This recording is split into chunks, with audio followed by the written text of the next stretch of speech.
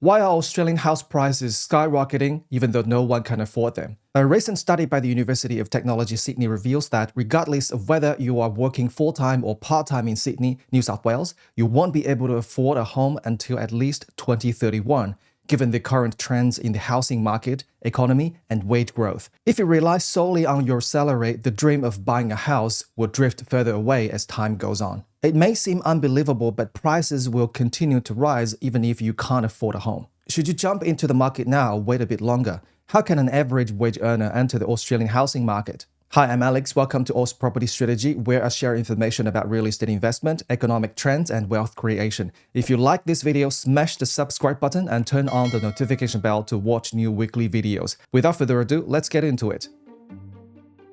We often hear in the news that housing affordability in Australia is poor, and intuitively, this means that houses are expensive and people can't afford to buy them. Whenever buying a house becomes difficult, it's labeled as unaffordable. But in reality, housing affordability doesn't quite mean that. After looking into resources from the Australian Bureau of Statistics, the Australian National University, UTS databases, and several Australian Parliament research reports, I found that everyone has a different explanation. To make it clear for our audience, I've come up with my own definition. Housing affordability depends on who you're talking about. Different people have different definitions and criteria.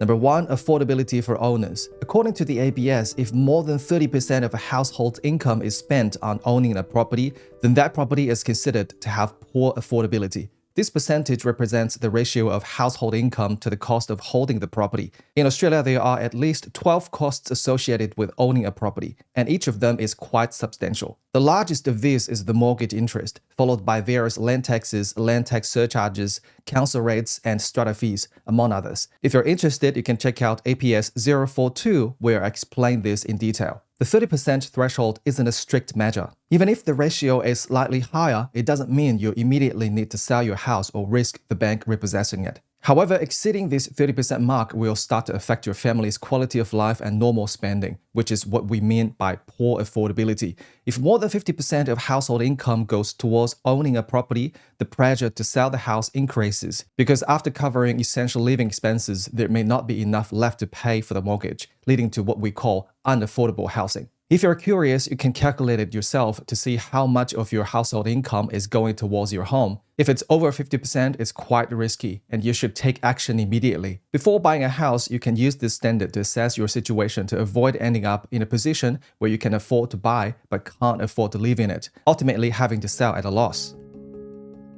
Number 2, affordability for renters.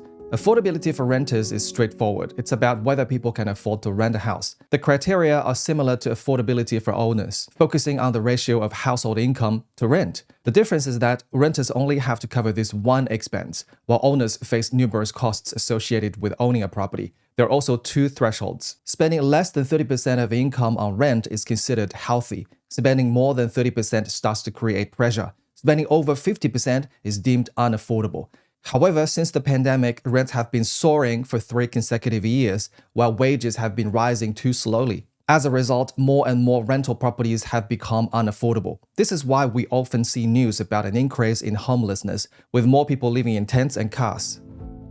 Number 3, affordability for buyers. Affordability for buyers refers to whether ordinary people can afford to buy a home. If people with regular wages can't buy a home, we say that affordability for buyers is poor. In Australia, buying a home involves 5 main costs: stamp duty surcharges, opportunity cost in the rising market, deposit, and the solicitor fee. 3 main factors determine whether people can afford to buy a property. Number 1, how much individuals and their partners can save for a deposit, which is directly related to their wages, spending habits, cash investments, and loan ratios. Number 2, how much support can they get from family and friends, namely the bank of mom and dad. Number 3, government financial assistance, such as first home buy grants, stamp duty exemptions, government-backed shared equity schemes, early access to superannuation, and single-parent policies.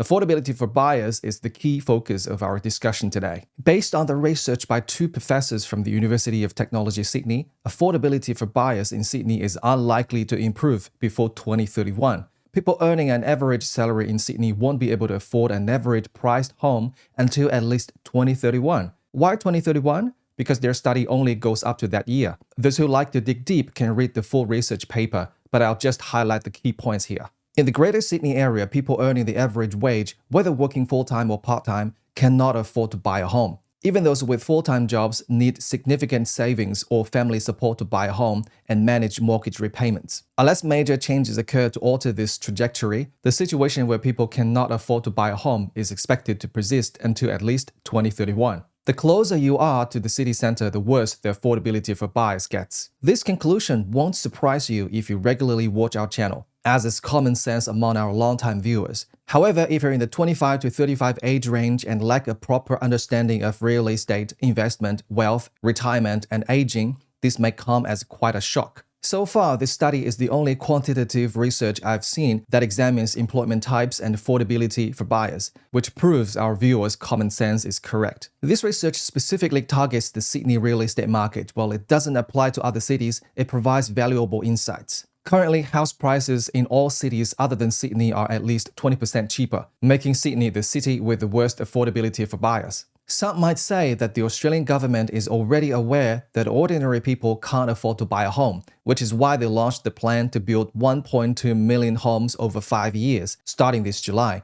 If you think the policy will solve the problem of housing affordability for ordinary people, you are too optimistic. The reality is much more complex. According to the latest report from the Australian Bureau of Statistics, in July 2024, residential property approvals across Australia increased by 32.1% for apartments and 0.6% for houses. You might think these figures show that the government's measures are highly effective, but if you look at the trend charts, you might change your mind. The blue line represents approvals for houses, but there seems to be a slight rebound over the past 12 months, but the average monthly increase is only 0.5%. This doesn't compare to the surge in approvals driven by the government's new home construction subsidies during the pandemic. The red line shows the approvals for apartments, which exhibit significant fluctuations, spiking up and down each month depending on the projects. Each project might include dozens, hundreds, or even thousands of units.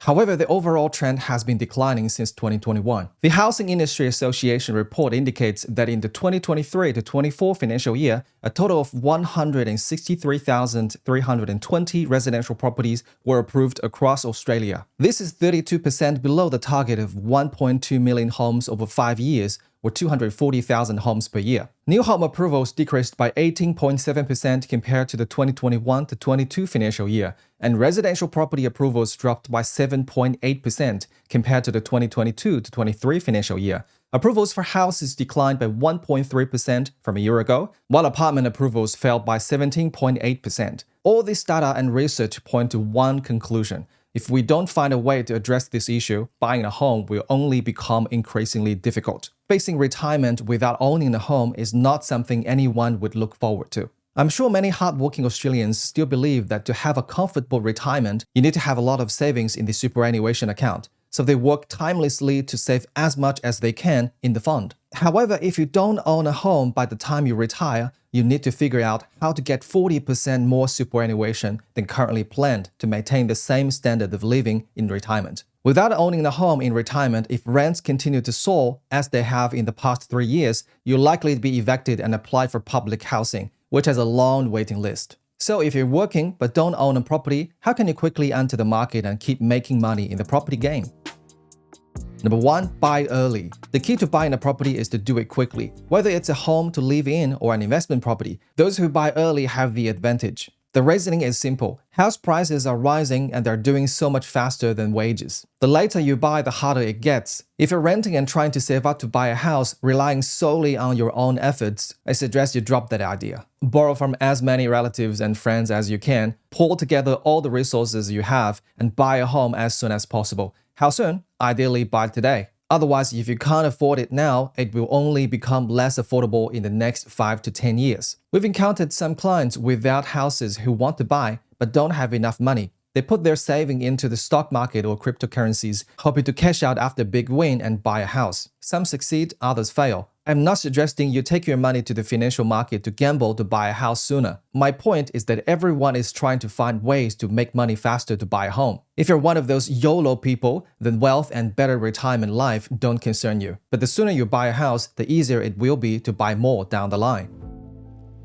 Number 2, buy more. You should buy as many properties as possible within your means. The baseline is that you should be able to afford the mortgage payments and not be forced to sell a property at a loss if you urgently need the cash. For deposits, you can use hard-earned savings, business income, investment income, and most importantly, the equity from the appreciation of other properties. For loans, you can maximize your borrowing capacity individually, with a partner, or as a family. More advanced strategies include using different entities like family trusts and self-managed superannuation funds to secure loans. Some of our Vision members have set up multiple family trusts to secure loans from different banks. Our unlimited loan product at O's Property Strategy can help those who plan their loans strategically from the beginning to buy houses without being limited by loan amounts. Of course, it's not unlimited. No one is going to loan you 10 billion, right? It's just a term to say that generally, until you achieve financial freedom, your loan capacity won't run out. For most people, this is more than enough. If you own multiple properties, avoid putting them all in the same state or territory because each has different property cycles, investment logic, and tax policies. For example, those who bought multiple properties in Melbourne in recent years might face challenges as the prices may not increase significantly, while Perth and Brisbane have seen 25% annual growth. So buying properties across different states is essential.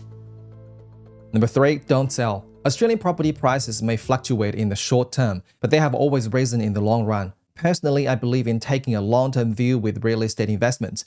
Don't just chase short-term booms. Instead, aim for steady, long-term appreciation. The longer you hold on to a property, the smoother your profits will become, and the more you'll benefit from the power of compounding. The effect of compounding becomes more evident over time. Once you sell a property, you interrupt the compounding effect and lose a valuable asset that could have been appreciated and used to leverage the purchase of another property. Unless it's an emergency, never sell. So what kind of property should you buy? Some might think, I can't afford a house, so I might as well buy an apartment. But the real question is, do apartments appreciate in value? While both houses and apartments have risen in Australia overall, the trends are vastly different. Over the past 20 years, houses have outperformed apartments in terms of appreciation. The gap continues to widen. Although apartments have generally appreciated, they are highly dependent on location. For example, apartments in Melbourne's Docklands bought 10 years ago are still worth about the same today. Some may say houses are so expensive, I can't afford them. But is that really true? A 2-bedroom apartment in Sydney within 10 to 15 kilometers of the city centre can be bought for around $800,000. With that budget, you could buy a brand new house in Brisbane or Perth. So why not consider it? Is it really that important to compromise and buy a home to live in first, rather than focusing on making money and investing in another state? If you made it this far, please give me a thumbs up, subscribe, and share this with your friends. Turn on the notification bell to watch new weekly videos. Have a good one. Bye.